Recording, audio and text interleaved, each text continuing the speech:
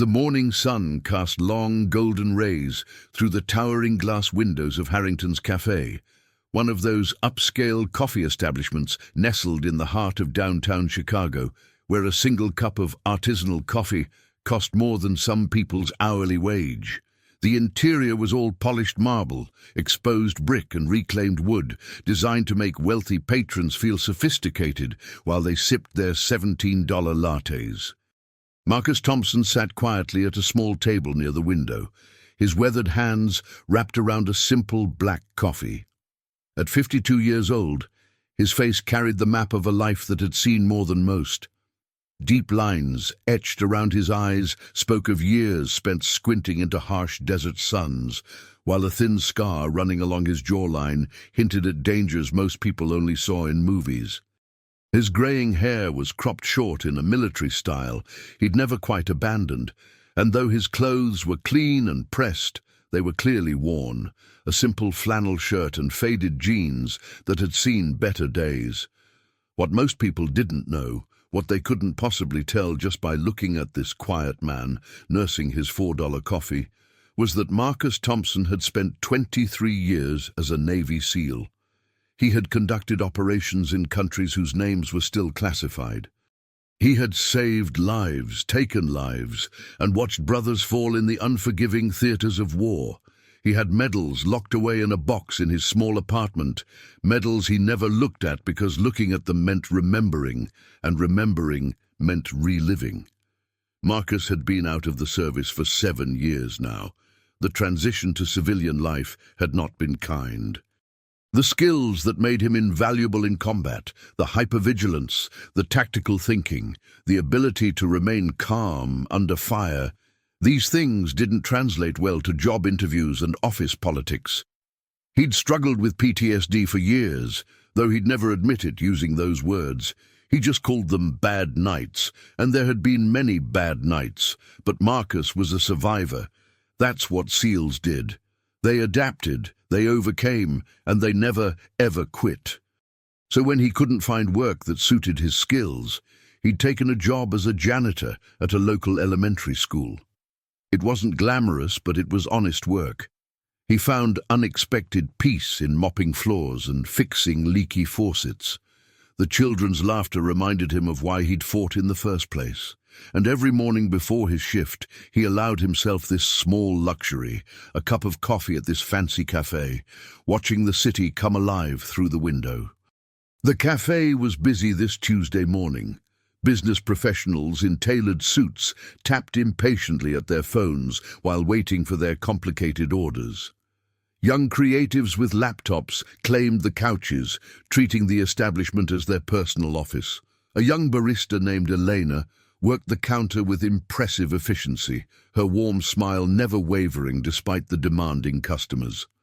Marcus watched Elena with quiet admiration. She reminded him of his daughter Jessica, who was about the same age. Jessica worked as a nurse in Seattle, and though they didn't talk as often as Marcus wished, he was immensely proud of the woman she'd become. He made a mental note to call her this weekend, maybe suggest a visit. The bell above the door chimed aggressively as it was pushed open with more force than necessary. Marcus's attention shifted, his trained instincts automatically cataloguing the new arrival. The man who entered commanded attention not through any admirable quality, but through the sheer force of his arrogance. He was tall, perhaps mid-40s, with the kind of artificially perfect appearance that spoke of expensive personal trainers and even more expensive cosmetic procedures. His charcoal grey suit probably cost more than Marcus's monthly rent, and his shoes gleamed with the kind of polish that suggested someone else did the polishing.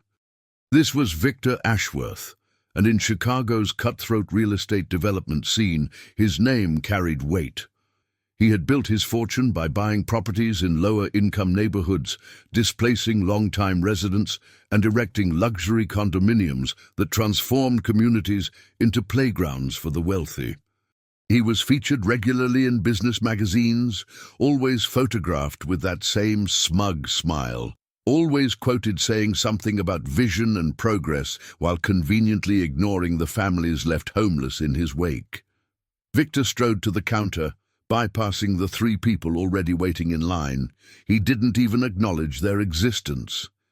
Elena looked up from the register, her professional smile faltering slightly. "Excuse me, sir, there's actually a line." Victor fixed her with a cold stare. "Do you know who I am?" "I'm sorry, sir, but everyone needs to wait their turn." A muscle twitched in Victor's jaw. He reached into his pocket and pulled out a business card, sliding it across the counter. "Victor Ashworth. Ashworth Development. I own this building. I own half the buildings on this block. So I suggest you get me my usual, and I suggest you do it now." Elena's face flushed, but she maintained her composure. "I understand, Mr. Ashworth, but it's only fair to the other customers." The man who had been first in line, a middle-aged accountant named Gerald, spoke up nervously. "It's fine, really. He can go ahead." Victor didn't bother acknowledging the concession. He simply stared at Elena with an expectation that bordered on threatening. Elena swallowed hard and began preparing what she apparently knew to be his usual order, an oat milk latte with exactly 2 pumps of sugar-free vanilla and a sprinkle of cinnamon. Marcus watched this exchange with quiet disapproval. He'd seen men like Victor before in different contexts, officers who valued their rank more than their men, politicians who sent soldiers to die for wars they'd never fight, wealthy contractors who profited from conflicts while others bled. The uniform changed, but the type remained the same. 4 minutes and 27 seconds, Victor announced, looking at his platinum watch as Elena handed him his drink. "Unacceptable. My time is valuable. More valuable than everyone else's in this establishment combined." He threw a $100 bill on the counter with theatrical disdain. "Keep the change. Consider it compensation for the education." Victor turned from the counter, his attention immediately captured by his phone. He began walking toward the door, his thumb scrolling through emails, completely oblivious to his surroundings. This was a man who moved through the world expecting it to part for him, and usually it did. But Marcus was standing now, having finished his coffee and preparing to leave for his shift.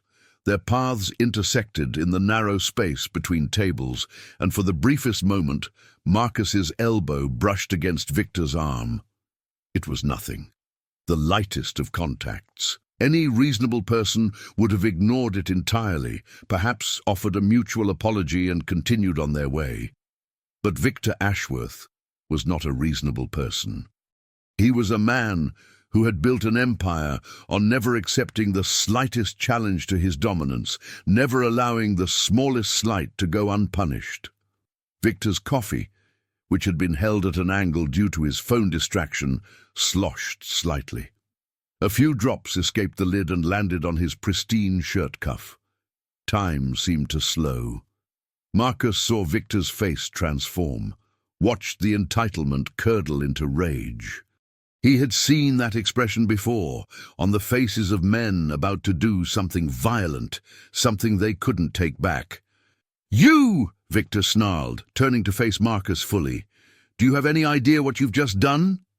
Marcus's voice was calm, measured, the voice of a man who had talked down hostage situations and coordinated extraction missions under fire.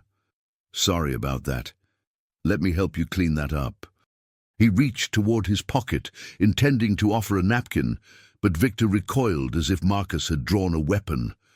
"Don't touch me!" Victor's voice rose, attracting the attention of everyone in the cafe. "Look at you. Look at what you're wearing. What are you even doing in here? This isn't a soup kitchen."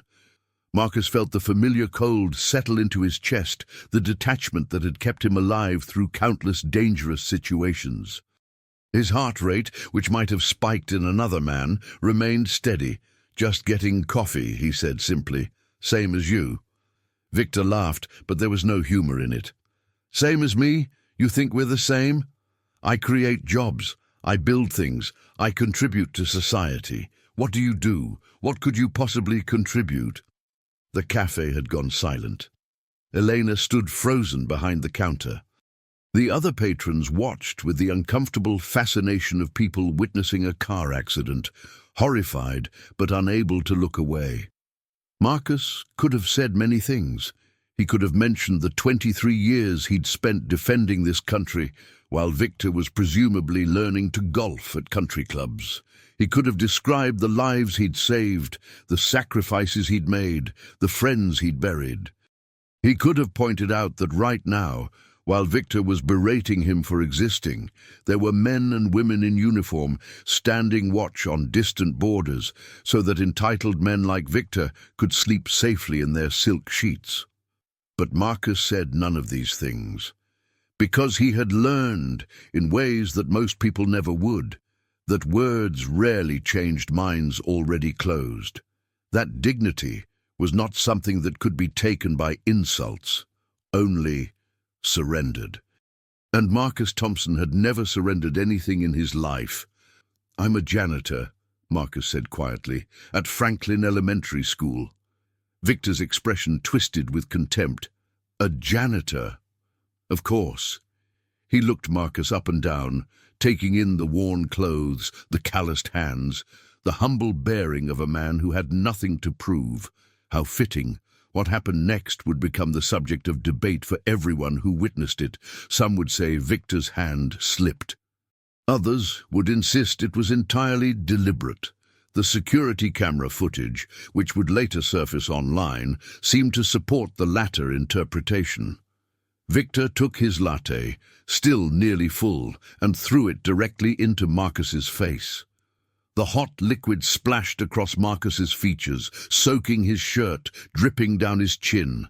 The cafe erupted in gasps. Eleanor let out a small cry. Someone's phone was already out, recording. "Maybe that will teach you to watch where you're going," Victor said, his voice carrying the satisfaction of a man who believed he was untouchable. "Maybe next time you'll remember your place."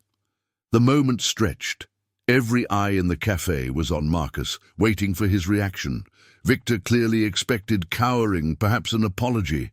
That's what people like Marcus were supposed to do when confronted by people like Victor. They were supposed to accept their position in the hierarchy. What Victor didn't know, what he couldn't possibly understand, was that he was standing in front of a man who had once held his position against 17 enemy combatants for 3 hours while waiting for extraction. A man who had received the Navy Cross for valor under fire. A man who had been trained in 17 different ways to incapacitate an opponent in under 3 seconds. Marcus stood perfectly still. Coffee dripped from his face. His eyes, those eyes that had seen things Victor couldn't imagine in his worst nightmares, remained fixed on the wealthy man before him. And then Marcus did something that shocked everyone. He smiled. Not a threatening smile, not a grimace of suppressed rage. A genuine, peaceful smile, the smile of a man who had made peace with himself and his place in the world. Marcus reached into his pocket, slowly, deliberately. Victor flinched, his arrogance momentarily cracked by the uncertainty of what might come next. But all Marcus produced was a small packet of tissues. He began calmly wiping his face. "That's a nice suit," Marcus said, his voice still even, still controlled. "Italian, right? I spent some time in Italy. Beautiful country." Victor was speechless. This wasn't how this was supposed to go. People he humiliated were supposed to slink away or explode in ineffective rage. They weren't supposed to compliment his clothing choices. What is wrong with you?" Victor finally managed. "Nothing," Marcus replied, continuing to clean himself up. "Just choosing my battles. A man like you, with all that money, all that power, you must have a lot of stress, a lot of pressure. Maybe you needed to feel powerful for a moment. And I was here. So if this helped you get through your day, I can take a shower. No permanent damage." The crowd was stunned. This was not the dramatic confrontation they had expected. Some were disappointed. Others felt something else stirring, something that might have been respect.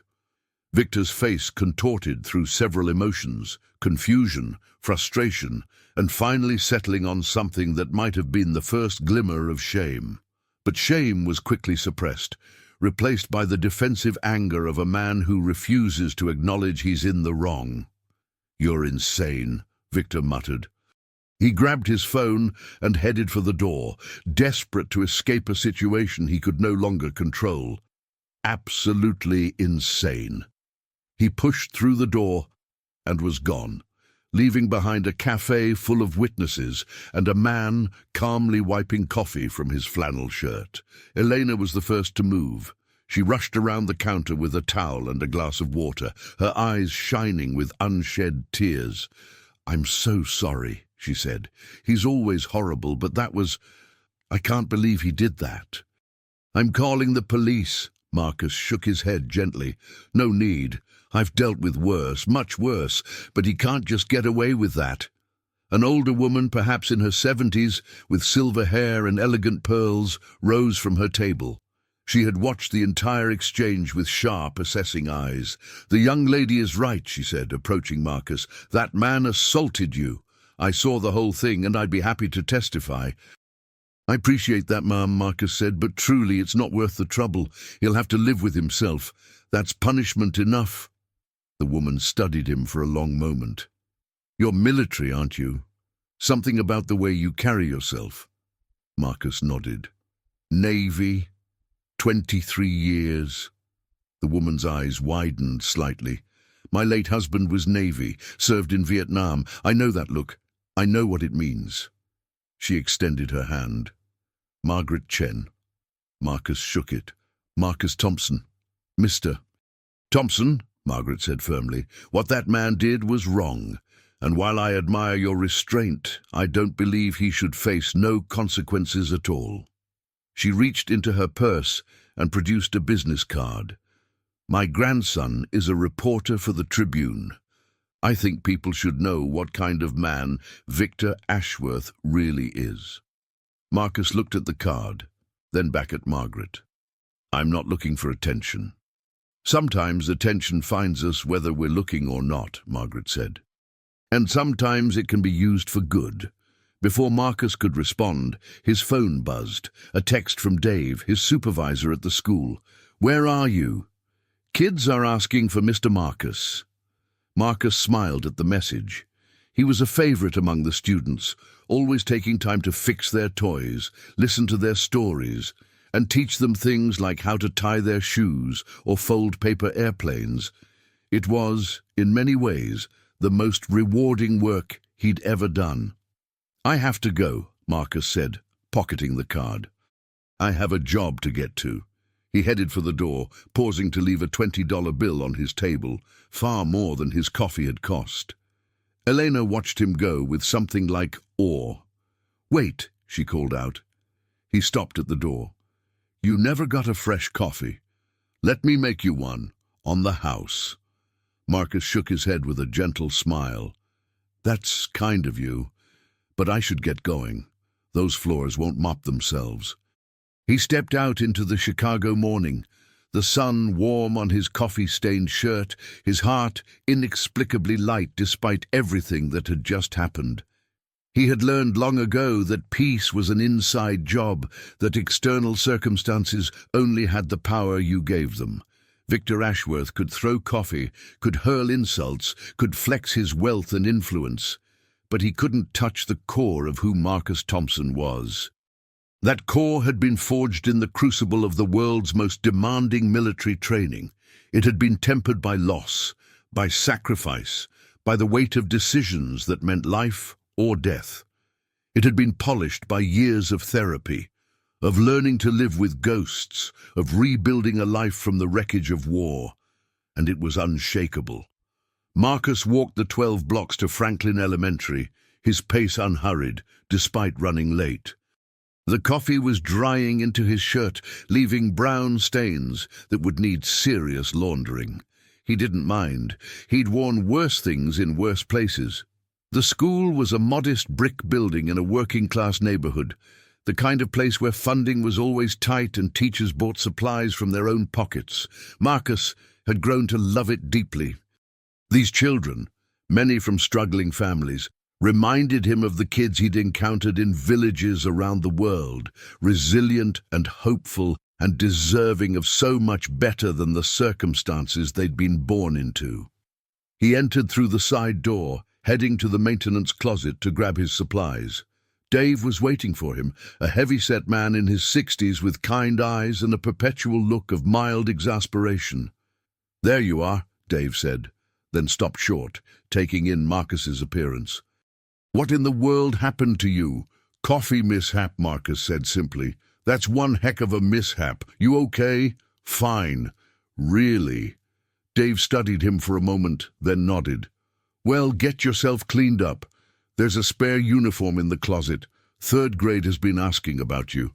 Something about needing help with their science project." Marcus smiled. The third graders were building volcanoes from papier-mâché, and he had promised to help them with the eruption mechanism. He'd designed a particularly impressive version that used a chemical reaction to produce impressive amounts of foam. The children had been counting down the days. He changed into the spare uniform, stuffing his stained clothes into his backpack. The spare was slightly too large, but it would do. He grabbed his mop and bucket and headed to the main hallway, where the morning light streamed through tall windows and the sound of children's voices echoed off the walls. "Mr. Marcus." A small figure came barreling down the hallway, pigtails flying. This was Lily Patterson, 8 years old and full of more energy than should be legally allowed. She attached herself to his leg in a fierce hug. "Hey there, Lily," Marcus said, patting her head gently. "Shouldn't you be in class? I was going to the bathroom and I saw you. Are we still doing the volcano today?" "Absolutely. Third period, just like we planned." Lily's face lit up like Christmas morning. She released his leg and sprinted back down the hallway, calling over her shoulder, "I'm going to tell everyone!" Marcus watched her go, feeling the last of the morning's unpleasantness fade away. This was real. This was what mattered.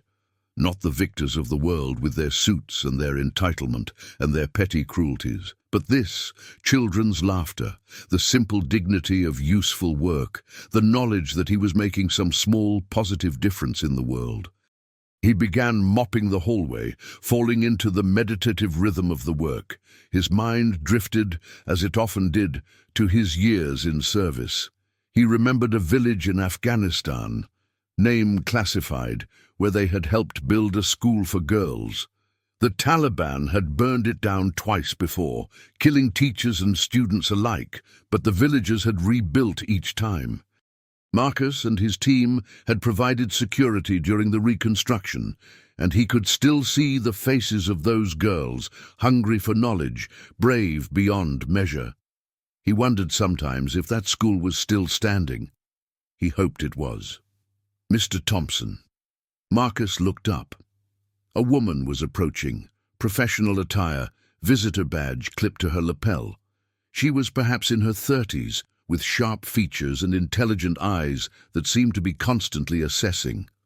"That's me," Marcus said. "I'm Sarah Chen, Margaret Chen's granddaughter."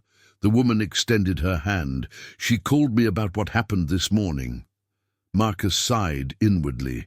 News traveled fast in some families. "Ms. Chen, I appreciate your grandmother's concern, but I'm really not interested in making a story out of this." Sarah smiled, but it wasn't the smile of a shark sensing blood.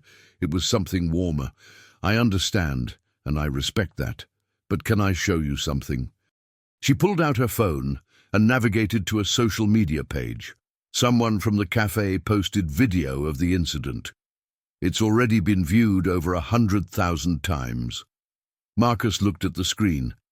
There he was, coffee dripping from his face, calmly wiping himself clean while Victor Ashworth raged.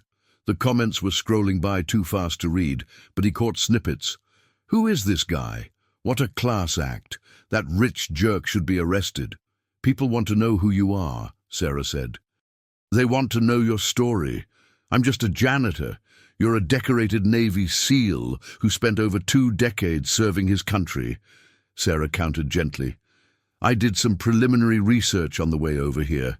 Your service record is remarkable. What's publicly available of it, anyway?" Marcus's expression didn't change, but something flickered in his eyes. That was a different life, was it? You handled Victor Ashworth this morning exactly the way someone with your training would be expected to. Cool under pressure, controlled, measured, the response of a true professional. I just didn't want to make things worse. Sarah put her phone away. Mr. Thompson, Victor Ashworth isn't just some random rude businessman. He's been displacing low-income families across Chicago for years. His development projects have destroyed communities, and he uses legal intimidation to silence anyone who pushes back. People are afraid of him, and you want me to be the face of some kind of crusade? I want to tell your story. Sarah's voice was earnest. A veteran who spent his life serving his country, now serving his community in a different way. Standing with dignity against a man who represents everything wrong with how the powerful treat the powerless. Marcus was quiet for a long moment. Down the hall, he could hear a classroom full of children reciting the Pledge of Allegiance. He thought about Lily and her volcano. He thought about Jessica, his daughter, and how proud she'd been when he'd finally found work he loved. He thought about the men he'd served with, some gone now, and what they would think of all this. "I'm not a symbol," Marcus finally said. "I'm just a man trying to live a decent life." "That's exactly what makes you a symbol," Sarah replied. "Mr. Thompson, I'm not here to pressure you. I just wanted to give you the opportunity. If you change your mind, here's my card." She handed him the card, nodded respectfully, and walked away. Marcus looked at the card for a long moment. Then he tucked it into his pocket, alongside Margaret's card, and returned to his mopping. The rest of the morning passed without incident. Marcus helped 3 classrooms with various minor issues: a jammed window, a squeaky door, and a mysteriously malfunctioning water fountain that turned out to have a penny stuck in its mechanism. Each task was simple, but each made the children's days a little better. Third period arrived, and Marcus made his way to Mrs. Patterson's classroom, Lily's class. 22 8-year-olds were waiting with barely contained excitement, their papier-mâché volcanoes arranged on desks covered with plastic sheets. "Mr. Marcus is here," Lily announced, as if announcing the arrival of royalty. Mrs. Patterson, a warm woman in her 40s who had been teaching at Franklin for 15 years, smiled gratefully at Marcus. "Thank you so much for doing this. They've been looking forward to it all week." "My pleasure," Marcus said. He set up his demonstration volcano, a larger and more sophisticated version of what the children had made. As he prepared the reaction, he explained the science behind it in terms the children could understand. Baking soda and vinegar, with a little dish soap for effect, and food coloring to simulate lava. Now who wants to push the button? Every hand in the room shot up.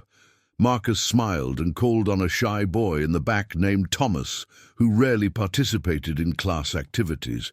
Thomas approached nervously, his eyes wide. "What if I do it wrong?" Marcus knelt down to his level. "There's no wrong way, buddy. The volcano doesn't care how you push the button. It's going to erupt no matter what. And even if something doesn't work the first time, we just try again. That's what scientists do." Thomas nodded solemnly and pressed the button. The volcano erupted in a spectacular foam of red and orange, climbing high above the crater and flowing down the sides like real lava. The children erupted too, in cheers and applause. "That was awesome!" Lily shrieked. "Do it again!" someone else called. Marcus helped each child with their own volcano, adjusting mixtures and offering encouragement.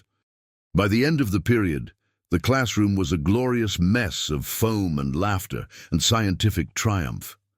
As the children filed out to lunch, Thomas lingered behind. "Mr. Marcus?" "Yeah, buddy. Thanks for picking me.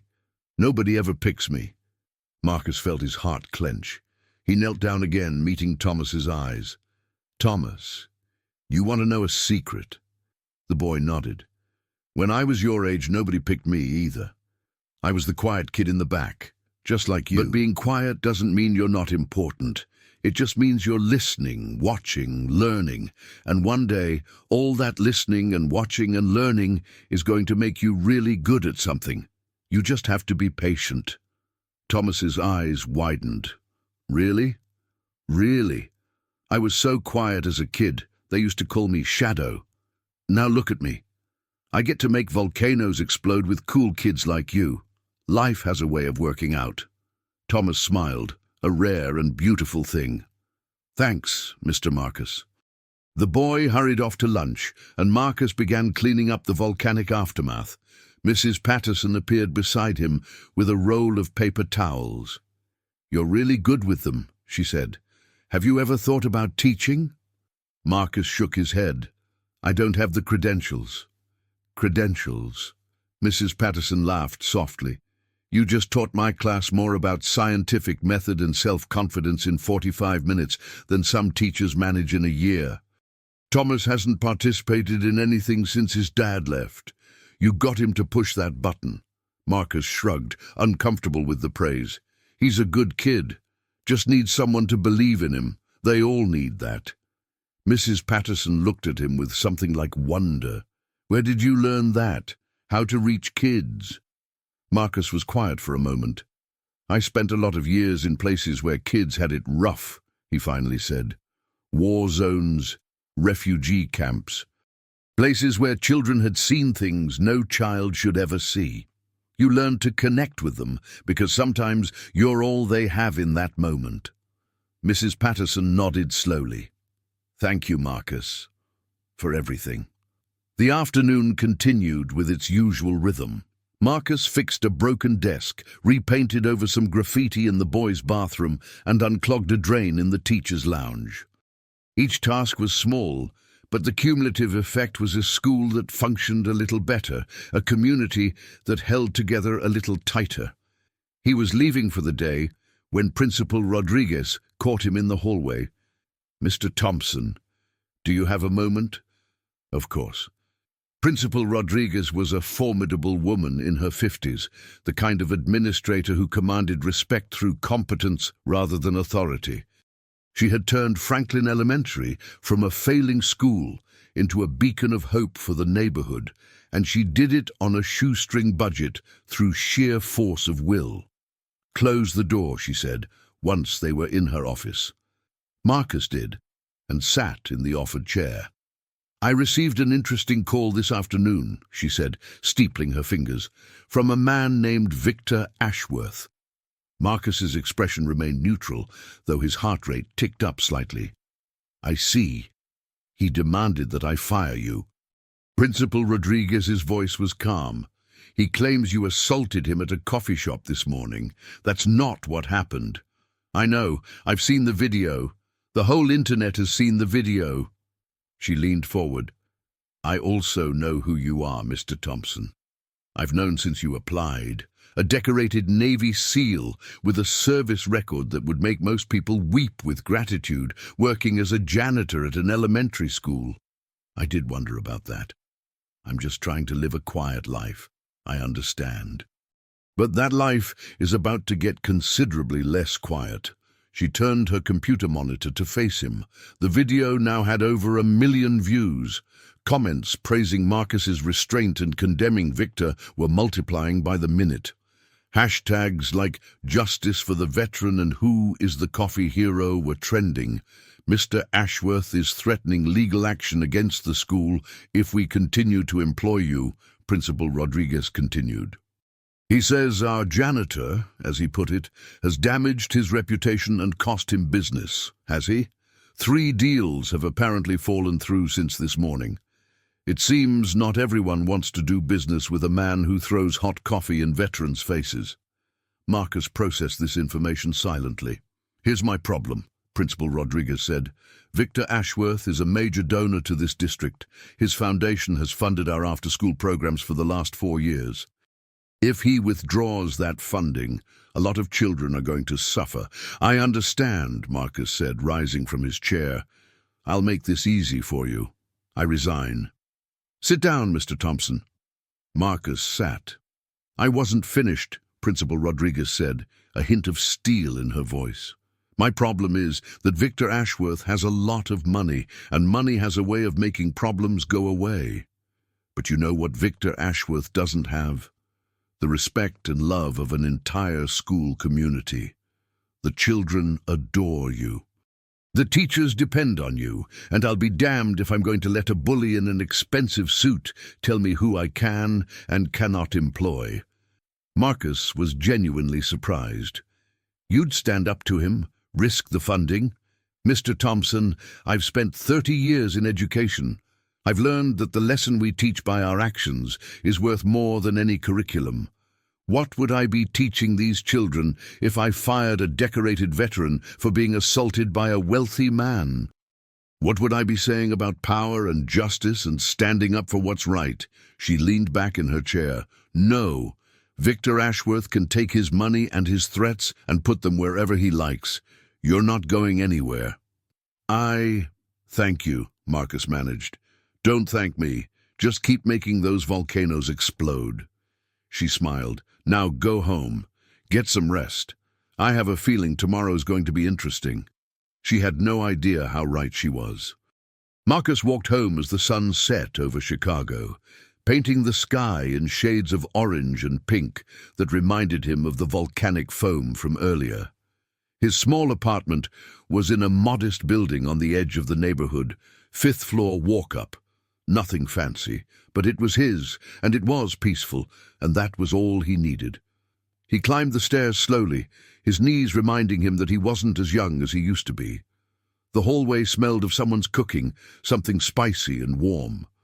His neighbor, Mrs. Okonkwo, was making jollof rice again. She usually made extra for him. Sure enough, as he approached his door, Mrs. Okonkwo's door opened. "Marcus, I heard about what happened." She was a round, motherly woman in her 60s, originally from Nigeria, who had adopted Marcus as a surrogate son, despite his protests that he was too old to need mothering. "You come eat. I made plenty. Mrs. Okonkwo, you don't need to—" "Nonsense. You come eat. You too skinny anyway." Marcus smiled despite himself. 5 minutes, he said. "Let me change." His apartment was sparse but tidy. A small living room, a smaller bedroom, a kitchenette that barely deserved the name.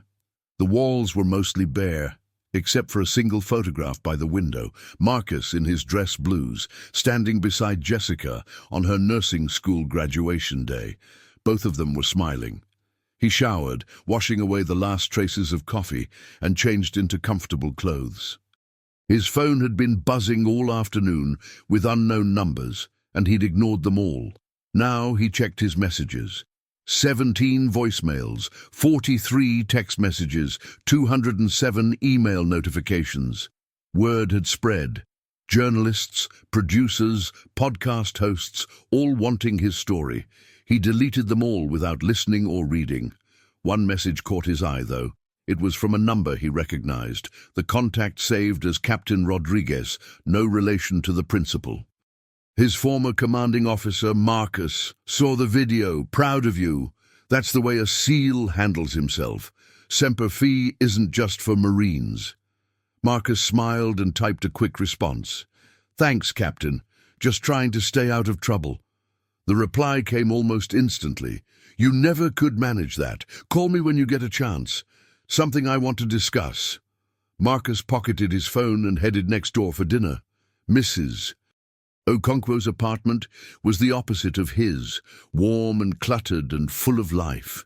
African textiles hung on the walls, family photographs crowded every surface, and the smell of her cooking was almost overwhelming in the best possible way. "Sit, sit," she commanded, ushering him to a seat at her small table. "I saw video. That man is a devil. What kind of person throws coffee on a stranger?" "A very unhappy one," Marcus said. Mrs. Okonkwo snorted. "Unhappy? He is rich. He has everything." "I've known a lot of people who have everything," Marcus said, accepting a heaping plate of rice and stewed chicken. "Having everything doesn't make you happy. Knowing what matters, that's what makes you happy." Mrs. Okonkwo studied him for a moment. "You are a wise man, Marcus Thompson." He laughed. "I've just made enough mistakes to learn a few lessons." They ate in comfortable silence for a while, the food as delicious as always. "Mrs. Okonkwo's husband had passed 5 years ago, and her children lived in different cities. She was lonely, and Marcus understood loneliness. Their dinners had become a standing arrangement, unspoken but reliable. "My grandson called," Mrs. Okonkwo said eventually, "from Atlanta. He says you are famous now." "I'm not famous. You are on the news." CNN showed the video. Marcus groaned. "Of course they did. They are calling you the coffee hero." She giggled. "Is good name, no? It's ridiculous." Is good. People need heroes, especially now. So much anger in the world, so much selfishness. And then one man shows how to be strong without being cruel. That is worth celebrating. Marcus didn't know how to respond to that, so he just kept eating. Later, back in his own apartment, he called Jessica. She answered on the second ring. "Dad, are you okay? I saw the video. I've been trying to call you all day." "I'm fine, sweetheart. It's being blown out of proportion." "Dad, a man threw hot coffee in your face. That's assault." "It was mostly lukewarm by then," Marcus said, knowing it was weak deflection. "Don't make jokes. Are you pressing charges?" "No." "Dad!" He heard her frustration, her worry. "He can't just get away with this. Jessica, listen to me. I've spent my life learning that victory doesn't always look like defeating your enemy. Sometimes it looks like not letting them change who you are. That man wanted to humiliate me, to make me feel small. He failed. I walked out of there with my dignity intact. That's my victory." There was a long pause on the other end. "I hate when you make sense," Jessica finally said. "I want to be angry on your behalf." "You can be angry. Just don't expect me to be." She sighed. "How are you really doing, Dad? I know the anniversary is coming up. The anniversary. 20 years since Operation Thunderbolt. 20 years since Marcus had lost 5 men in an ambush that still haunted his dreams. He'd learned to live with it, but he never forgot. "I'm okay," he said. "Really. The school is good. The kids are good. Life is good. Have you been to the group lately?" She meant the veterans support group that met every Thursday at the community center. Marcus had resisted going for years, but Dave, his supervisor, had eventually convinced him. It had helped more than he'd expected. "Last week," he said, "we're reading a book together about redefining purpose after service." "That sounds good, Dad." "Really good." They talked for another 20 minutes about her work at the hospital, about her boyfriend James, whom Marcus had yet to meet, about plans for maybe a visit in the spring. When they hung up, Marcus felt the particular warmth that only came from connecting with the people who mattered. He was preparing for bed when his phone rang again. "Captain Rodriguez." "Captain," Marcus answered. "Been a while. Too long." The voice on the other end was gruff, but warm. "I'm in Chicago. Flew in this afternoon when I saw the news. You flew in because of a coffee incident? I flew in because of you, you stubborn fool. We need to talk. Breakfast tomorrow? I have work. Take a personal day. Consider it an order." Marcus smiled. He hadn't taken orders in 7 years, but some habits died hard. "Where and when?" "There's a diner on West Madison. Lou's, 7 o'clock. I'll be there." "Good." "And Marcus, what you did today, how you handled that situation, that's the Marcus Thompson I know. Proud of you." After they hung up, Marcus lay in bed staring at the ceiling. Sleep came slowly, as it often did. His mind replayed the day's events, analyzed them from every angle, catalogued lessons learned and opportunities missed. It was a habit from his SEAL days that had never quite faded. He thought about Victor Ashworth, wondered what kind of life led a man to become so consumed by his own importance that he saw other humans as obstacles rather than people. Marcus had seen evil in the world, real evil, the kind that planned mass casualties and celebrated destruction. Victor wasn't evil. He was something almost sadder. He was empty. Marcus thought about the children at Franklin Elementary, their eager faces, their boundless capacity for joy. He thought about Thomas and Lily and all the others who reminded him every day why the world was worth fighting for. And he thought about the path that had led him here, from the farms of rural Texas to the most elite fighting force in the world to a humble janitor's closet in Chicago. It wasn't the path he'd imagined, but it was his. Every twist and turn had made him who he was. Finally, mercifully, sleep came. Lou's Diner was a Chicago institution, the kind of place where the coffee was bottomless and the waitresses called everyone honey. Marcus arrived at 6:50 and found Captain Rodriguez already seated in a corner booth, working on a cup of coffee and a newspaper. Captain Miguel Rodriguez was in his 60s now, silver-haired and slightly stooped, but his eyes were as sharp as ever. He'd led Marcus's SEAL team for 8 of the most intense years of Marcus's life, and there was no one Marcus respected more. "Marcus," the captain said, rising to shake his hand. "You look good. Civilian life agrees with you." They sat, ordered breakfast, and spent a few minutes catching up. The captain had retired 3 years after Marcus, had written a book about leadership that became a bestseller, and now spent his time consulting for corporations and speaking at events. "But I didn't come here to talk about me," the captain finally said. "I came to talk about opportunity. What kind of opportunity?" The captain leaned forward. "What you did yesterday, how you handled that situation, it's gone viral. You're being called a symbol of restraint, of dignity, of everything good about those who served. There are people who want to meet you. I'm not interested in being a symbol, I know. But sometimes we don't get to choose what we become." The captain sipped his coffee. "There's an organization I work with, veterans who have transitioned to civilian life successfully and want to help others do the same. We mentor, we advocate, we fight for better services and support. We need people like you, Marcus. People who exemplify what a veteran can become. I'm a janitor. You're a man who dedicated his life to service and never stopped serving, even when the uniform came off." The captain's voice was passionate now. "Do you know how many veterans are struggling right now? Suicide rates through the roof, homelessness, addiction, unemployment. They need to see that there's a path forward. They need to see people like you." Marcus was quiet, processing. "I'm not asking you to quit your job," the captain continued. "I'm asking you to share your story, to visit VA hospitals, to speak at events, to show others that a SEAL can become a janitor and be proud of it. That service doesn't end when you leave the military." Marcus thought about it. He thought about the men he'd served with, some of whom had struggled far more than he had in the transition. He thought about the support group on Thursdays, the brothers and sisters carrying invisible wounds, searching for purpose. "I'll think about it," he finally said. "That's all I ask." The captain smiled. "Now, let's eat. I've been dreaming about Lou's pancakes for years. They ate, they talked, they laughed. It felt good, reconnecting with someone who understood, someone who had been there."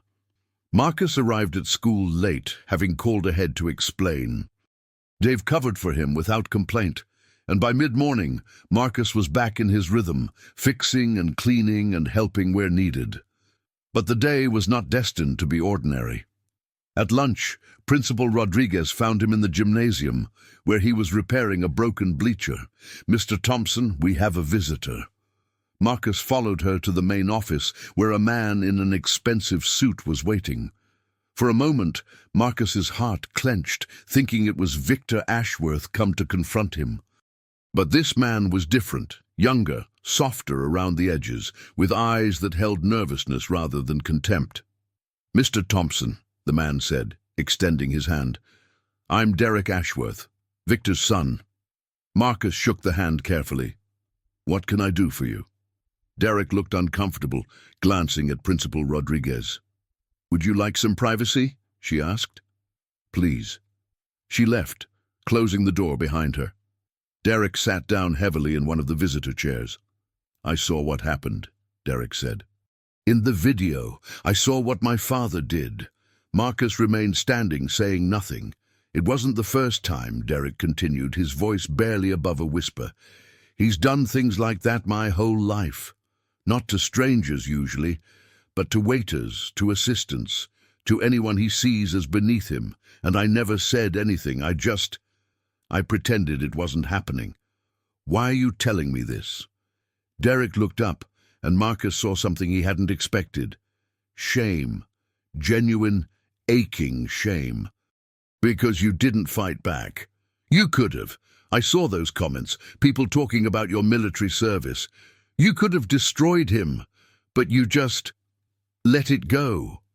It wasn't worth destroying him over. That's exactly it. Derek's voice cracked slightly. You had power over him, real power, and you chose not to use it. My father has power, and he uses it every chance he gets to hurt people. The contrast is, it's been keeping me up at night. Marcus finally sat down across from him. What is it you want, Derek? I want to apologize. For him, I know I can't really, but I want you to know that someone in my family recognizes how wrong it was. And I want to do better, to be different. That's between you and yourself. You don't need my permission to be a better person. Derek nodded slowly. I'm thinking of leaving the company. My father's company. I've been working there for 10 years, doing things I'm not proud of, helping him displace families and destroy communities. I told myself it was just business. But it's not. It's choices, and I've been making the wrong ones. Marcus studied the young man carefully. He saw the internal struggle, the weight of inherited expectations battling against nascent conscience. You know what the hardest thing I ever did was? Marcus asked. Derek shook his head. It wasn't any of the missions. It wasn't combat. It was looking in the mirror after I came home and asking myself who I wanted to be. I had skills that could have made me a lot of money in some very grey areas. Private security, mercenary work, things that would have paid 10 times what I make now. But I chose to mop floors at an elementary school because it aligned with who I wanted to become. He leaned forward. It sounds like you're at that mirror moment right now, and I can't tell you what you'll see when you look. Only you know that. But I can tell you that it's never too late to start making different choices. Never. Derek was quiet for a long moment. Then, incredibly, his eyes welled with tears. I'm sorry, he whispered, for all of it. Don't apologize to me, Marcus said gently. Apologize to the families your company displaced. Apologize by doing something to help them. That's how you make amends. Not with words, but with actions. Derek nodded, wiping his eyes. You're right. You're absolutely right. He stood, composing himself with visible effort. Thank you, Mr. Thompson, for not pressing charges, for showing me what restraint looks like. He left, and Marcus sat alone in the office for several minutes, processing what had just happened. The ripples of a single moment of restraint, spreading outward in ways he could never have anticipated. The rest of the week passed in a blur of attention Marcus neither sought nor welcomed. Reporters camped outside the school until Principal Rodriguez threatened to call the police. His phone rang constantly with interview requests. Someone started a GoFundMe in his name, without his permission, which he asked to be shut down and the funds donated to veteran support organizations. On Thursday evening, he went to his support group as usual. The meeting was held in the basement of a community center, fluorescent lights humming overhead, metal folding chairs arranged in a circle. There were 12 regulars, men and women who had served in various branches, various conflicts, all dealing with the particular challenges of post-military life. Dave was there, as always. He wasn't a veteran himself, but his father had been, and he came to support the group, and because, as he put it, these are the most real people I know. Marcus arrived to find himself the center of attention. "Coffee hero!" shouted Martinez, a former Marine who had lost his leg to an IED in Iraq.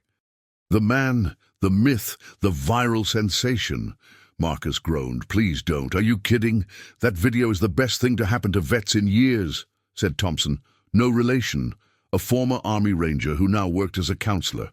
You're all over the news, man. Positive coverage. When was the last time veterans got positive coverage?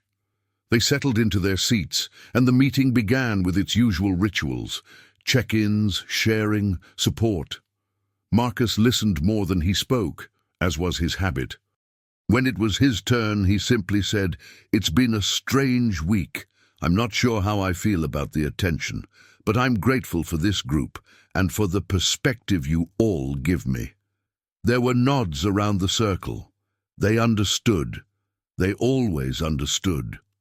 After the meeting, Dave pulled Marcus aside. "I got a call today," Dave said, "from the mayor's office." "The mayor's office?" "Yeah. Apparently they want to give you some kind of award.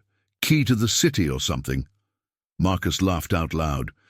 "For getting coffee thrown on me, for showing class under pressure, for being a good role model, for not punching a billionaire in the face when you clearly could have." Marcus shook his head. "I don't want a key to the city. I told them you'd say that.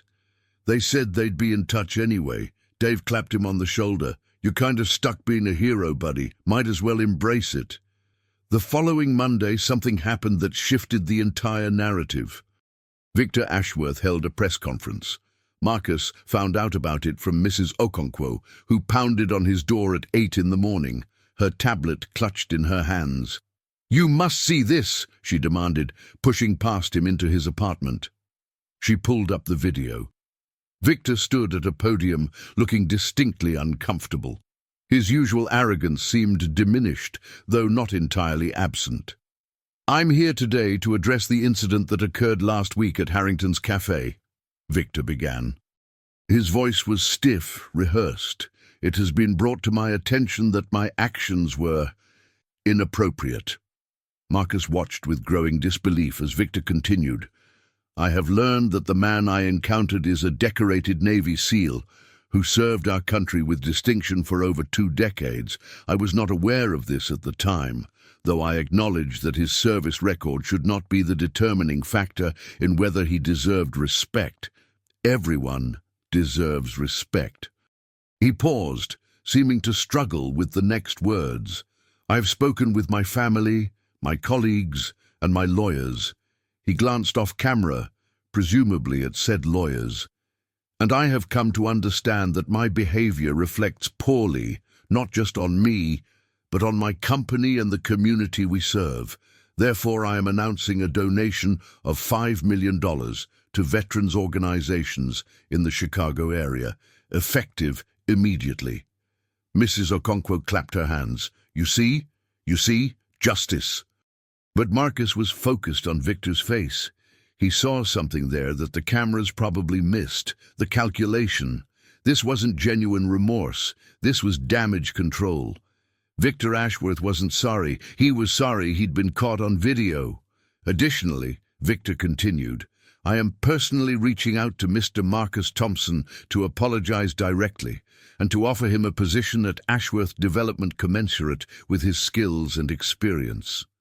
He is clearly a man of character, and I believe he would be an asset to any organization." Mrs. Okonkwo gasped. "He wants to hire you." Marcus said nothing. He understood what this was. An attempt to buy him off, to neutralize the threat to Victor's reputation by making Marcus a beneficiary of his largesse. It was sophisticated manipulation, and Marcus wanted no part of it. "You will not take job," Mrs. Okonkwo said, reading his expression correctly. "Good. He does not deserve you." Later that day, Marcus received a formal letter via courier from Ashworth Development, offering him a position as Director of Community Relations with a salary that made his eyes widen. He threw the letter away without responding. The phone calls increased, more journalists, more producers, now adding politicians and business leaders to the mix. Everyone wanted a piece of the coffee hero. Marcus continued to ignore them all, until he got a call from someone he couldn't ignore. "Mr. Thompson." "This is Elena, from the coffee shop." Marcus remembered the young barista, her warm smile and quiet courage. "Hello, Elena.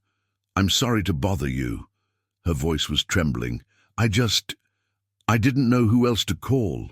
What's wrong? Mr. Ashworth. He's been calling my manager. He says I was rude to him that day, that I should be fired. My manager is trying to stand up for me, but Ashworth owns the building. He's threatening to cancel the lease if they don't let me go.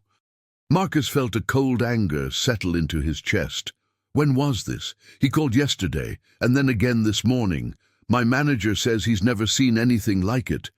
Ashworth is usually too busy to care about a barista, but apparently I embarrassed him by asking him to wait in line.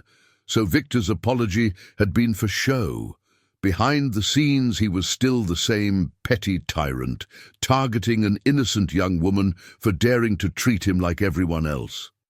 Elena, Marcus said firmly, don't worry.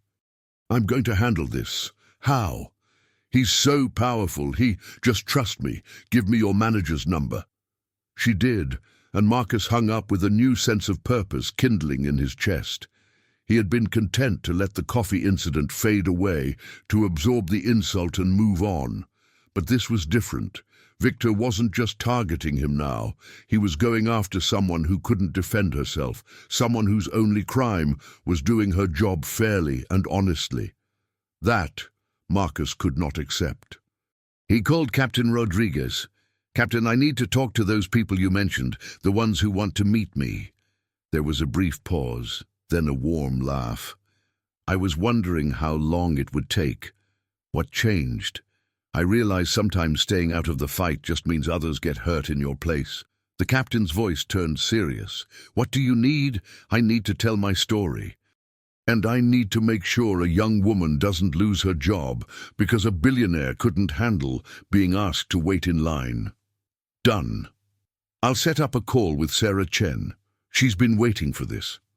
Marcus called Sarah next. She answered immediately as if she'd been waiting. Mr. Thompson, I wasn't sure I'd hear from you. I wasn't sure either. But I have a story for you now. It's bigger than just me. I'm listening. Marcus told her about Elena, about the phone calls, about Victor's behind-the-scenes retaliation, even while publicly performing apology. Sarah listened without interruption. Can you prove this? She asked when he finished. Elena's manager will corroborate. I'm sure there are records of the calls, and I'm guessing if you dig, you'll find this isn't the first time Ashworth has done something like this. This is exactly what I was hoping for, Sarah said. A pattern of behavior. The public performance versus the private reality. Mr. Thompson, with your permission, I'd like to investigate more broadly. Talk to other people Ashworth has targeted. Tell a comprehensive story. You have my permission, but I need you to promise me something. Name it. Elena doesn't get hurt by this. Whatever story you write, she stays anonymous unless she chooses otherwise. And I want Ashworth's people to know that any retaliation against her will make the story worse. I understand. You have my word. Marcus hung up and called Elena back. It's being handled, he said. You're not going to lose your job. How can you be sure? Because if they fire you now, it becomes a much bigger story. And Ashworth knows that. He'll back off. Elena was silent for a moment, then let out a shaky breath. Why are you doing this for me? You don't even know me.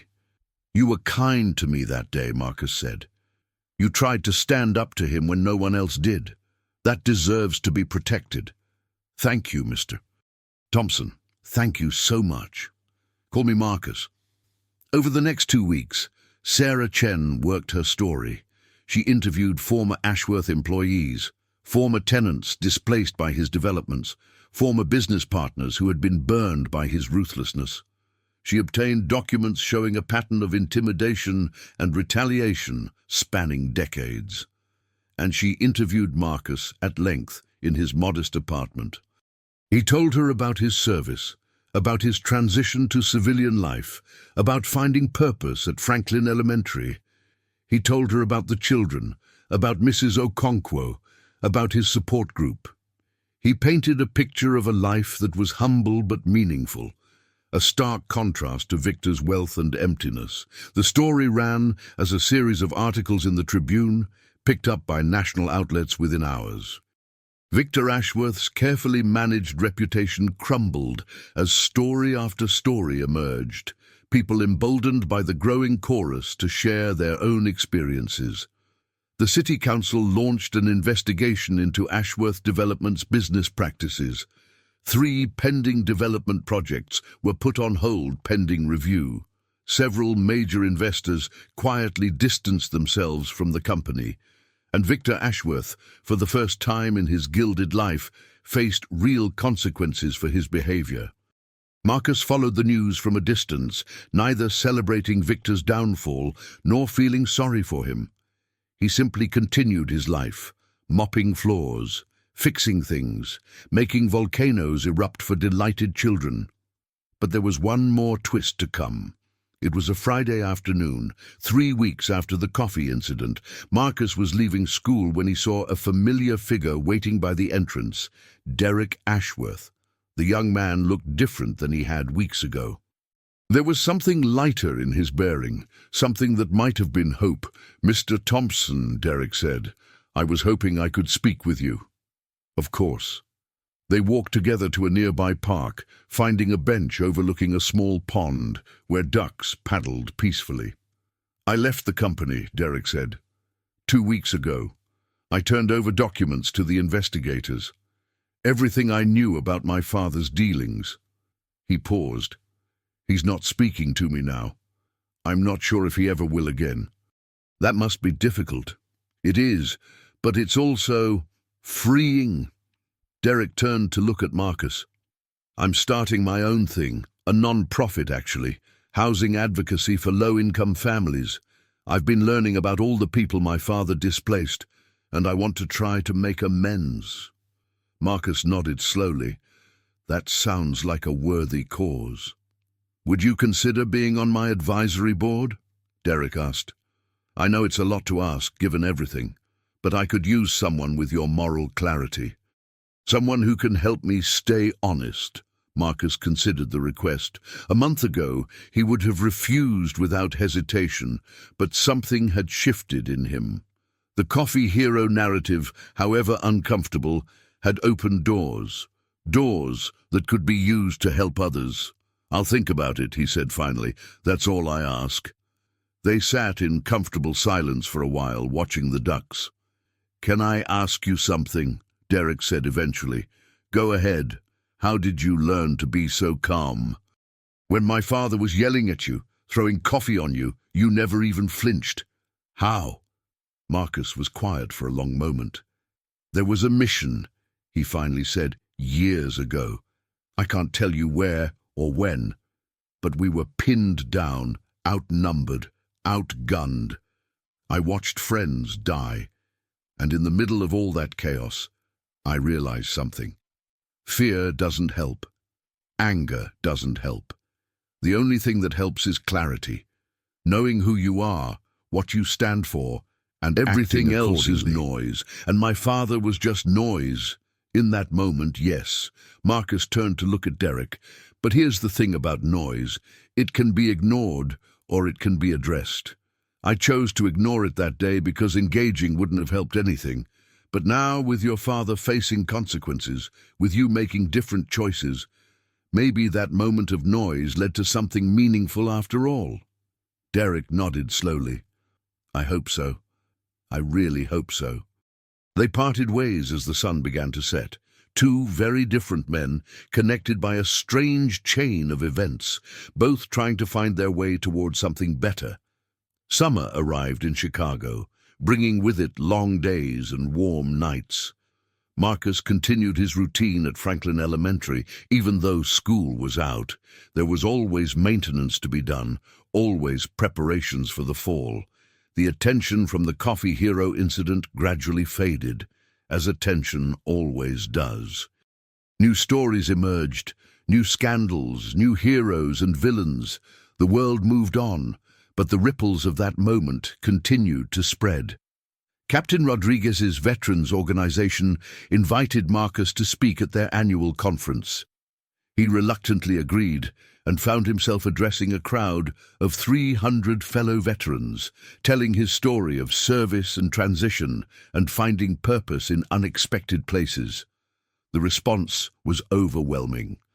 Emails poured in from veterans across the country, sharing their own struggles and thanking him for showing them a different path. Several expressed that his story had given them hope they'd nearly lost. Marcus began mentoring, one veteran at a time. He didn't have training programs or certifications. He just had coffee meetings and long walks and honest conversations. He listened more than he talked, and when he did talk, he shared not wisdom, but experience. What had worked for him, what had failed, what he was still learning.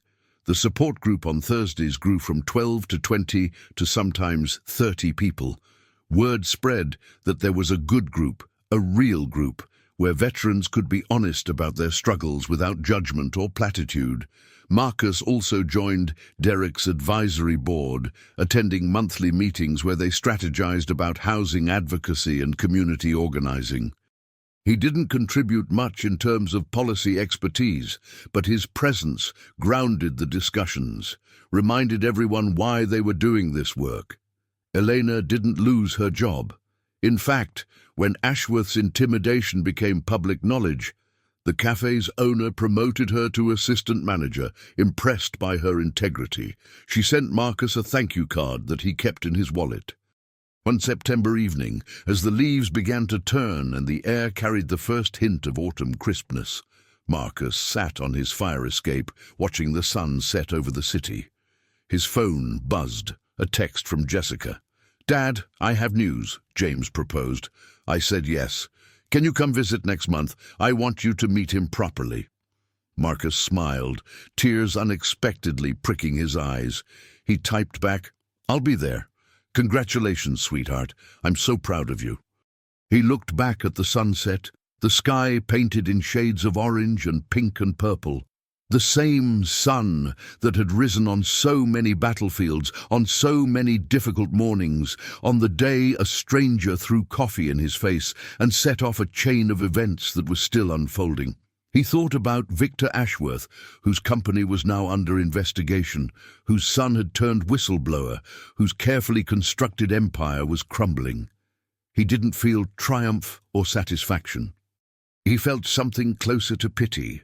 All that wealth, all that power, and Victor had never learned what Marcus had learned in the crucible of service. That real strength isn't about dominating others. It's about standing firm in who you are. He thought about the children at Franklin Elementary, returning next week for a new school year. Lily and Thomas and all the others who would greet him with smiles and questions and requests for volcano demonstrations. They didn't know about his medals or his missions. To them, he was just Mr. Marcus, the janitor who fixed things and made them feel safe. That was enough. More than enough. His phone buzzed again. A message from the captain. "There's a young SEAL just coming back from deployment, struggling with the transition, could use someone to talk to. You available?" Marcus typed back, "Send me his info. I've got time." He always had time. That was the thing about service. It didn't end when the uniform came off. It just changed form. The last light faded from the sky, and Marcus went inside to make dinner. Tomorrow there would be floors to mop, things to fix, people to help. Tomorrow he would continue the quiet work of rebuilding a world, one small act at a time, and somewhere in Chicago, a young barista was closing up a coffee shop, humming to herself.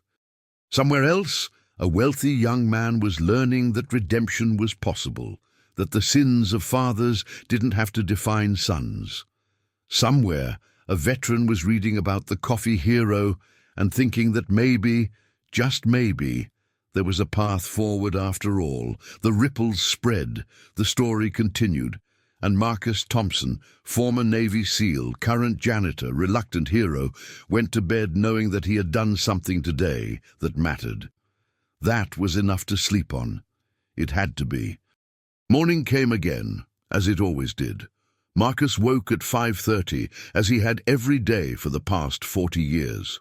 He did his stretches, made his coffee, and watched the city come alive through his window. The routine was soothing, a structure built to contain the chaos that lurked at the edges of his consciousness. Today was different, though. Today, Jessica was flying in with James for a weekend visit. Marcus had spent the previous evening cleaning his apartment with a thoroughness that bordered on obsessive, acutely aware of how modest his space would appear to strangers. He met them at O'Hare at noon. Jessica emerged from the arrivals gate like sunshine, her smile so wide it practically glowed. Beside her was James, a tall man with kind eyes and nervous energy, clutching a bouquet of flowers that seemed comically out of place in an airport. "Dad!" Jessica threw her arms around Marcus, and for a moment all the years of separation dissolved. "Sweetheart." He held her tight, then released her to examine James. "This must be the man brave enough to propose to my daughter. Mr. Thompson." James extended his hand, then awkwardly thrust the flowers forward. "These are for you. I mean, not for you. For your home. To thank you for having us." Marcus accepted the flowers, he remembered biting back a smile, meeting Jessica's mother's father. The man had been a retired police detective who'd spent the entire dinner cleaning his service weapon. Marcus had no intention of being that intimidating. "Welcome, James. Let's get you both home." They spent the afternoon walking through Marcus's neighborhood, which seemed to charm Jessica and James despite its humble nature. Mrs. Okonkwo insisted on feeding them, producing an astonishing spread of Nigerian and American dishes that left everyone groaning. "Your father is famous, you know," Mrs. Okonkwo told Jessica, her eyes twinkling. "The coffee hero. Everyone knows him now." "I saw the video," Jessica said, glancing at Marcus with a mixture of pride and concern. 100 times, probably. I showed everyone at the hospital." "It was nothing," Marcus said. "It was not nothing," Mrs. Okonkwo insisted. "It was everything. You showed the world how a real man behaves." After dinner, they returned to Marcus's apartment. James helped with the dishes, while Jessica and Marcus sat by the window, watching the evening traffic below. "He's a good man," Marcus said. "I can see why you love him. He is." Jessica leaned her head against her father's shoulder. "I was worried you'd be, I don't know, protective, intimidating. I was intimidating once." Marcus smiled. "Now I'm just a janitor who makes volcanoes for third graders." "You're more than that, Dad. You've always been more than that." They sat in comfortable silence for a while. "The anniversary is next week," Jessica said softly. "Are you going to be okay?" "The anniversary. Operation Thunderbolt. 20 years. I'm going to the wall," Marcus said. "Captain Rodriguez is organizing a gathering, the survivors and families of those we lost. It'll be hard, but it feels right. Do you want me to come?" Marcus considered. He had always kept that part of his life separate from Jessica, wanting to protect her from the darkness, but maybe protection wasn't what she needed anymore. Maybe connection was. "I'd like that," he said, "if you can get the time off. I'll make it work." James emerged from the kitchen, drying his hands on a towel. "Mr. Thompson, I want to say something." Marcus turned to face him. "Go ahead. I know I'll never be able to fully understand what you've been through, your service, your sacrifices. But I want you to know that I respect it deeply, and I promise you I will spend every day of my life taking care of your daughter, making her happy, being worthy of her." Marcus studied the young man, seeing the sincerity in his eyes. "Call me Marcus," he said finally, "and I believe you." The weekend passed too quickly, as such weekends always do. They visited the Art Institute, walked along the lakefront, ate deep-dish pizza at the restaurant that had been Marcus's favorite since before Jessica was born. James proved to be genuinely kind and thoughtful, laughing easily and treating Jessica with obvious devotion. On Sunday evening, as they prepared to leave for the airport, Jessica pulled Marcus aside. "Dad, I need to tell you something." "What is it?" "We're thinking about moving to Chicago. James has been offered a position at Northwestern, and there are nursing positions available. We could be close." "Really close?" Marcus felt his heart swell. "You'd do that? I want you to know your grandchildren when we have them. I want them to grow up near their grandfather. I don't want to be a voice on the phone and a face on video calls. I want to be here." Marcus couldn't speak.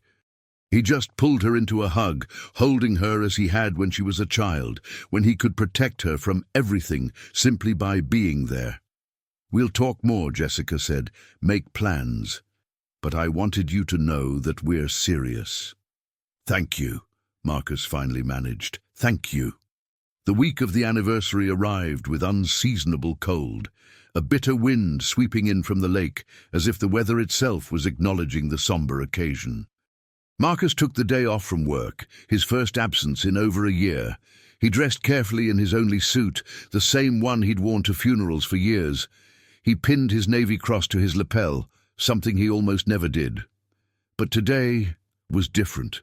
Today was about remembering, and the medal was part of that memory. Captain Rodriguez picked him up at 9.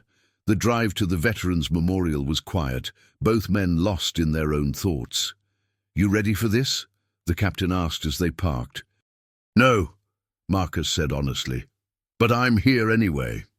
The memorial was a simple black wall in a park, names etched in stone. Among them were 5 that Marcus knew intimately: Peterson, Kowalski, Diaz, Yamamoto, and Little. His brothers, his responsibility. About 20 people had gathered. Some Marcus recognized, some he didn't. Survivors of that day, family members of those who hadn't survived. They embraced, they wept, they told stories. Jessica arrived just as the ceremony began.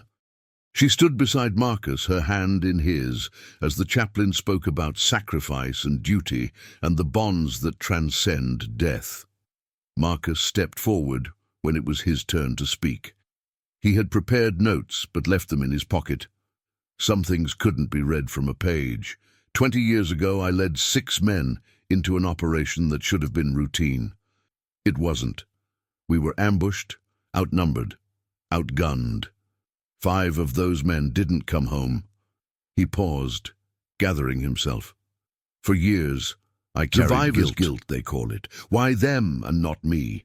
What could I have done differently? I played that mission over and over in my head, analyzing every decision, every second, searching for the moment where I could have changed the outcome. He looked at the wall, at the names carved in stone. I never found that moment, because it doesn't exist. War is chaos. We did everything right, and it still went wrong. That's the reality no one wants to accept. You can be perfect and still lose people you love. Tears were flowing now, his own and others. What I've learned, what it took me 20 years to understand, is that honoring them doesn't mean carrying guilt. It means carrying their memory forward, living in a way that would make them proud. Peterson loved kids, and now I work with kids every day. Kowalski was the funniest guy I ever knew, and now I try to bring laughter wherever I go. Diaz believed in second chances, and now I mentor veterans who need one. Yamamoto was the most honorable man I ever served with, and now I try to live with honor in everything I do. And Little, he was just a kid himself, 19 years old, and now I try to see the world with the hope he always had. He touched the wall, letting his fingers trace the names. They're not gone. Not really. They're in every choice I make, every person I help, every life I touch. And as long as I keep living, they keep living too. He stepped back and the captain embraced him without words. After the ceremony, the group gathered at a nearby restaurant, sharing food and stories and laughter through tears. Marcus sat with Peterson's widow, now remarried, but still wearing a bracelet Peterson had given her. They talked about her grandchildren, about how Peterson's son had followed his father into the Navy, about the strange ways life continued even after devastating loss. Jessica sat beside him, listening, learning about a part of her father's life she'd never fully known.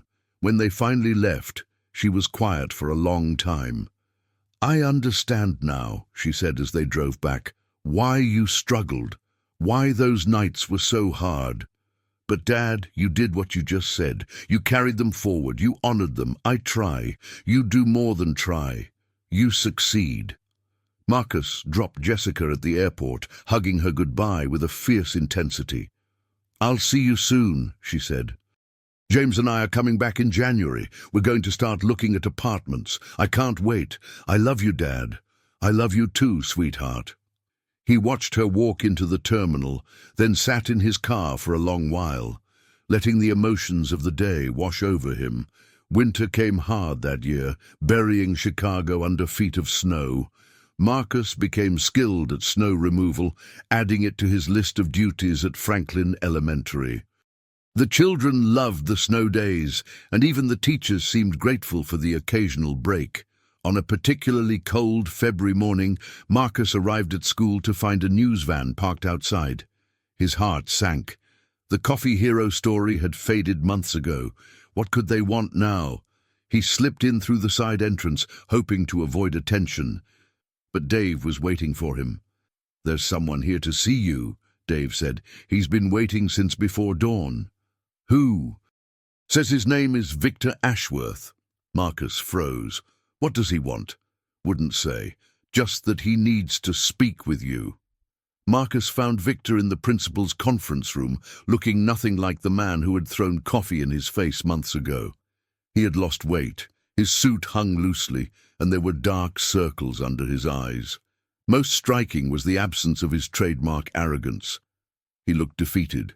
"Mr. Thompson, thank you for seeing me." Marcus sat down across from him. "What can I do for you, Mr. Ashworth?"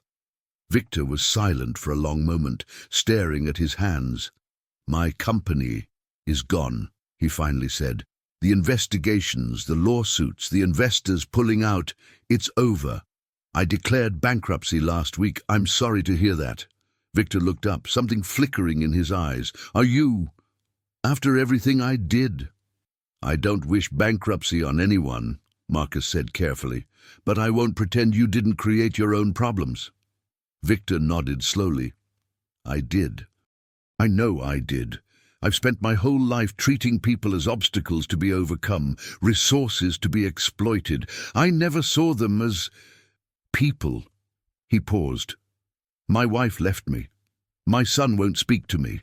I have no friends, because I never cultivated any. I just had people who benefited from my success, and now that the success is gone, so are they.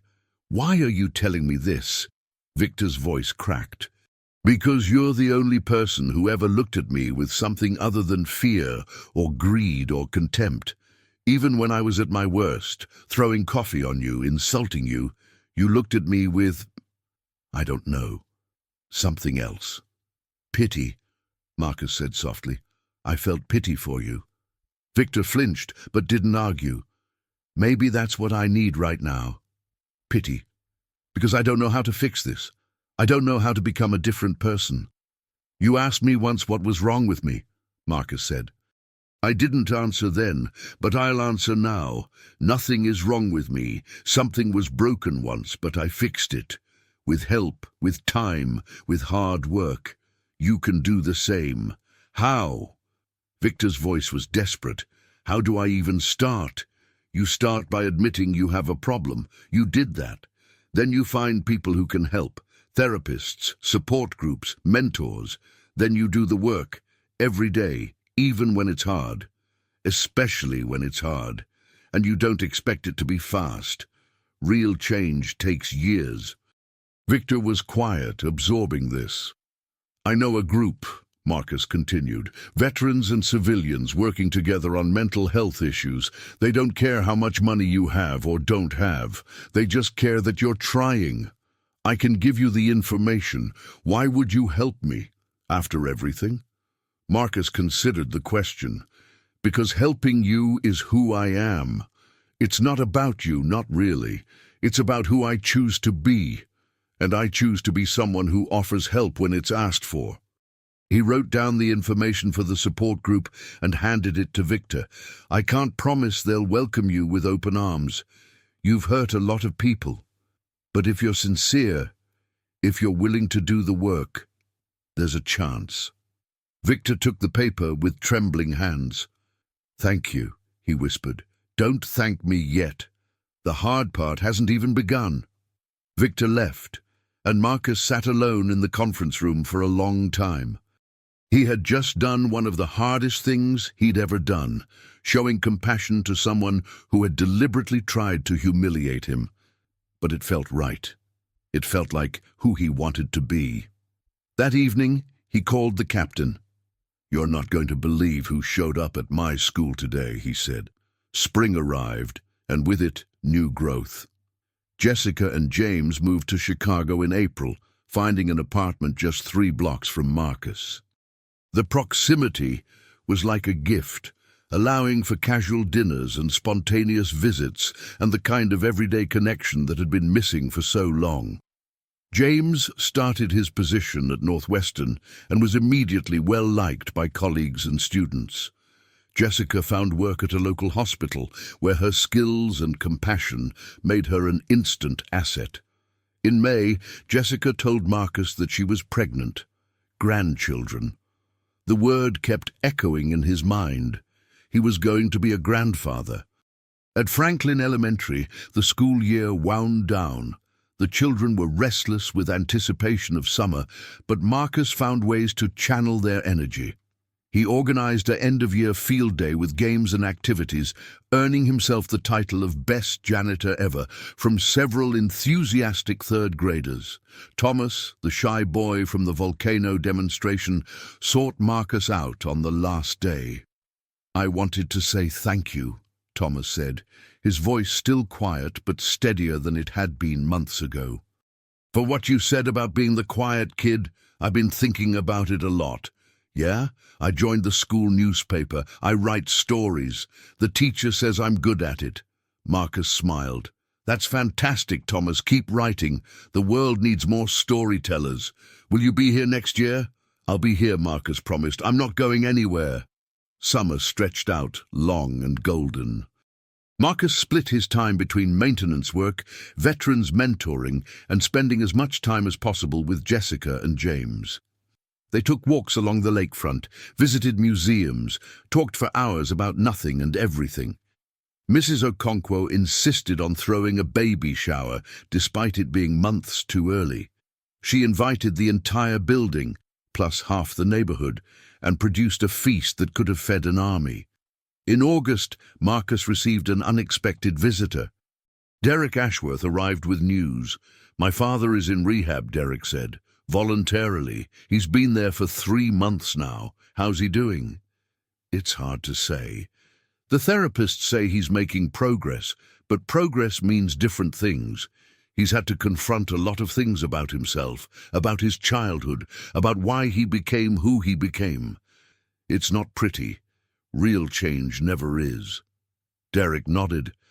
I wanted to thank you for giving him that information, for pointing him toward help. He told me you were the only one who bothered. I was the only one he asked. Still, it matters. They walked together to the park where they had sat months ago, watching the ducks on the pond. How's the non-profit going? Marcus asked. Growing. We've helped 43 families find stable housing this year, 3 community gardens, 2 job training programs. It's slow, but it's real. That's wonderful, Derek. None of it would have happened without you. That video, your example, it changed everything. It changed me. Marcus shook his head. I just stood there and let someone throw coffee on me. Everything after that was choices other people made. But you showed us that different choices were possible. Derek's voice was earnest. My father saw domination as the only form of power. You showed that restraint could be powerful too, that dignity could be a weapon. Marcus considered this. Maybe that's the lesson, he said finally. Power isn't about what you can do to others. It's about what you choose not to do. the restraint you show, the compassion you extend, even when you don't have to. I'm still learning that, Derek admitted. We all are. Every day, fall came, and with it a new school year. Marcus welcomed back returning students and met new ones, continuing his quiet work of fixing things and building connections. The anniversary of the coffee incident passed without fanfare. Marcus spent it like any other day, mopping floors and helping with science projects and making sure everything worked the way it was supposed to. But that evening, when he sat down to dinner with Jessica and James, they presented him with a gift. "What's this?" he asked, examining the small wrapped package. "Open it," Jessica said, her eyes shining. Inside was a framed photo from the coffee shop. Someone, presumably Elena, had captured the moment just after Victor left, when Marcus was calmly wiping coffee from his face. The expression on his face was remarkable, peaceful, almost serene. Beneath the photo was a small plaque, "Dignity Under Fire." "We found it online," James explained. "Someone had it commissioned after the video went viral. We thought you should have it." Marcus stared at the photo, seeing himself through others' eyes for perhaps the first time. He looked like the man he had always tried to be, steady, unshakable, at peace with himself. "Thank you," he said, his voice thick. "This means more than you know." In November, Jessica went into labor 3 weeks early. James called Marcus at 2 in the morning, his voice panicked. "She's at the hospital. It's happening. Can you come?" Marcus was there within the hour, pacing the waiting room alongside James, 2 men united by their love for the woman on the other side of those doors. At 6:47 a.m., Marcus's grandson was born, 7 pounds, 2 ounces, with a shock of dark hair and his mother's eyes. They named him David Marcus, after no one in particular, just a name that felt right. Marcus held his grandson for the first time, and something inside him that had been clenched for decades finally released. He thought of all the children he had encountered in war zones, children whose futures he had fought to protect. Now here was a child whose future he would help shape, not through combat, but through presence, through love, through the simple act of being there. "He's beautiful," Marcus whispered. "Just beautiful." "He is," Jessica agreed, exhausted but radiant. "And he's going to have the best grandfather in the world. I'll do my best." The first year of David's life passed in a blur of sleepless nights. First smiles, Marcus babysat whenever he could, marveling at the tiny person who had somehow become the center of his universe. He continued his work at Franklin Elementary, his mentoring with veterans, his involvement with Derek's non-profit. Life was full in a way it had never been before, rich with purpose and connection and love. One winter evening, as Marcus was reading to David, there was a knock at the door.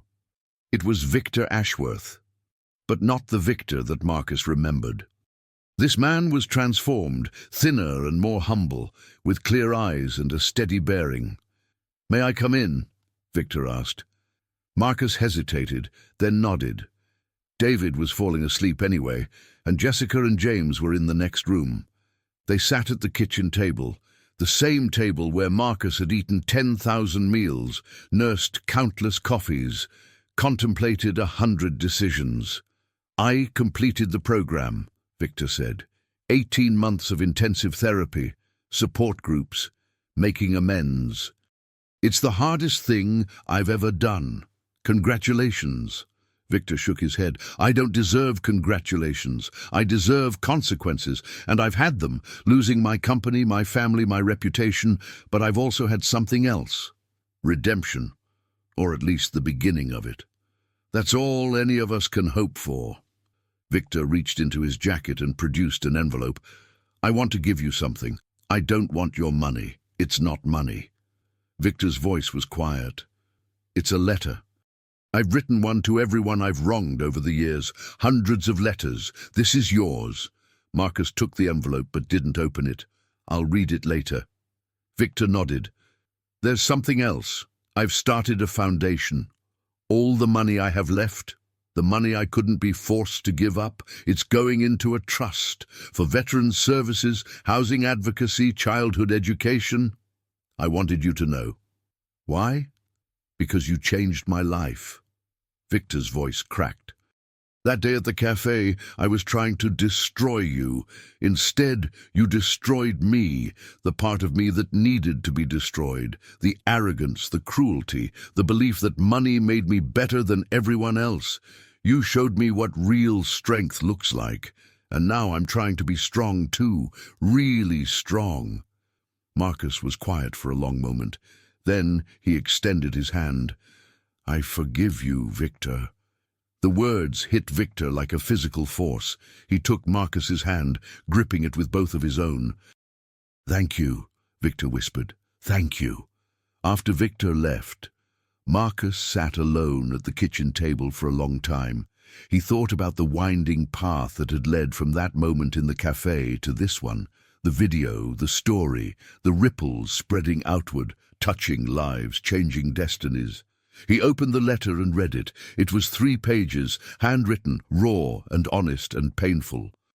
Victor recounted every cruel thing he had done that day, took responsibility for all of it, and explained the work he had done to become a different person. I know I can never undo what I did, the letter concluded, but I can do better going forward.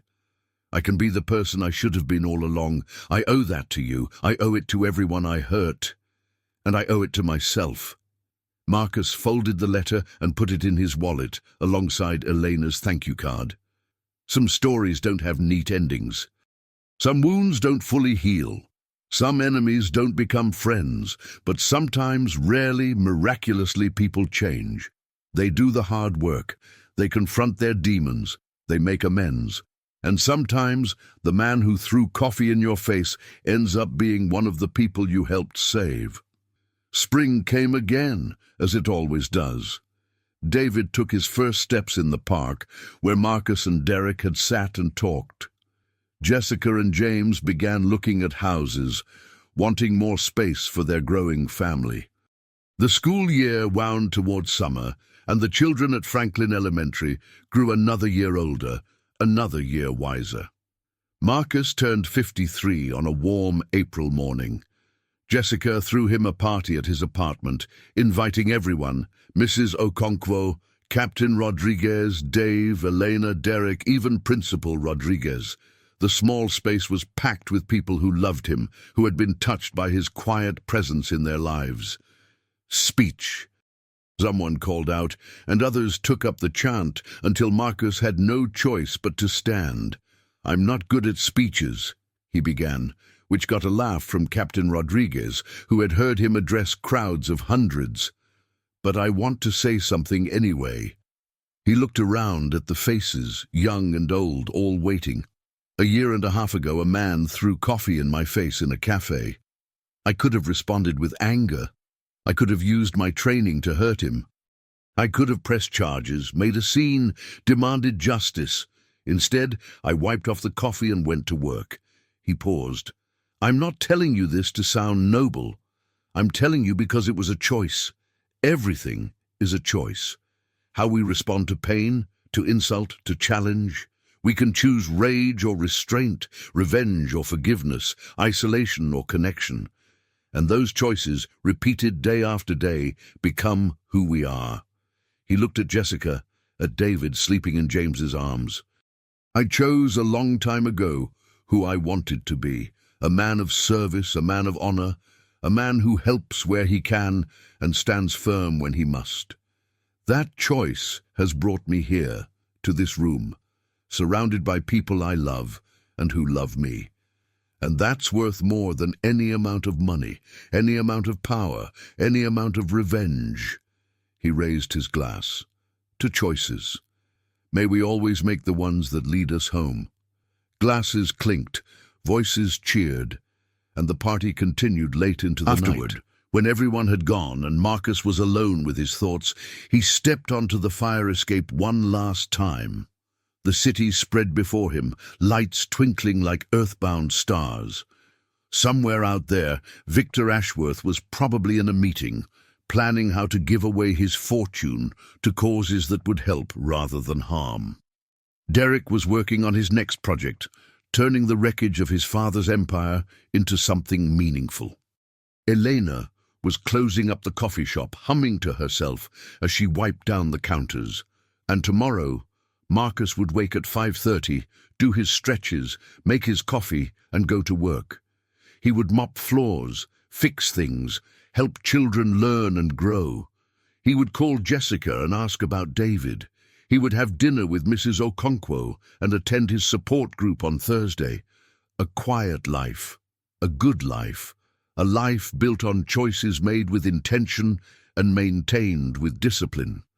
The coffee hero, they had called him. But Marcus knew the truth.